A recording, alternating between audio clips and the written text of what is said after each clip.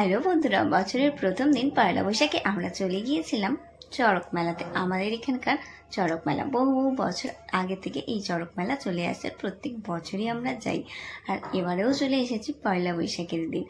আর দেখো, পয়লা বৈশাখ বলে বেশ কিন্তু অনেকটাই ভিড় ছিল, আর যেহেতু সন্ধ্যার টাইমে গিয়েছিলাম সেই জন্য ভিড়টা একটু বেশিই ছিল।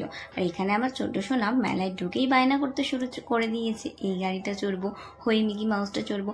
ওকে অলরেডি কিন্তু মিকি মাউস একবার তোলাও হয়েছিল, কিন্তু মিকি মাউসে উঠেই কান্না শুরু করে দিয়েছে নামার জন্য। তো জুতো টুতো খুলে আবার সেই ওকে নামিয়ে দিতে হয়েছিল।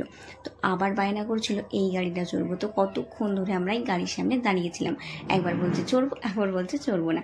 আর এখন এবারে একটু এই সমস্ত কানের দুল, তারপরে জুয়েলারির দোকানগুলোতে ঘুরে নিচ্ছিলাম। আর কোনো কিছুই তো ঠিক মতো দেখতে দিচ্ছিল না, এটা ওটা ধরে টানাটানি করছিল। তাই জন্য ওর বাবা ওই নকল সাপটা নিয়ে ওকে আবার ভয় দেখতে করছে। প্রচণ্ড খিদে পেয়ে গেছিলো, তাই জন্য নিয়ে নিয়েছিলাম পটকো স্ন্যাক্সটা। এটার নাম কি ঠিক আমি জানি না, সম্পূর্ণ আলু দিয়ে বানানো, আর দেখতে বেশ ভালো লাগছিল তাই জন্য নিয়ে নিলাম। কিন্তু দেখতে যতটা সুন্দর ছিল, খেতে ততটাও সুন্দর ছিল না।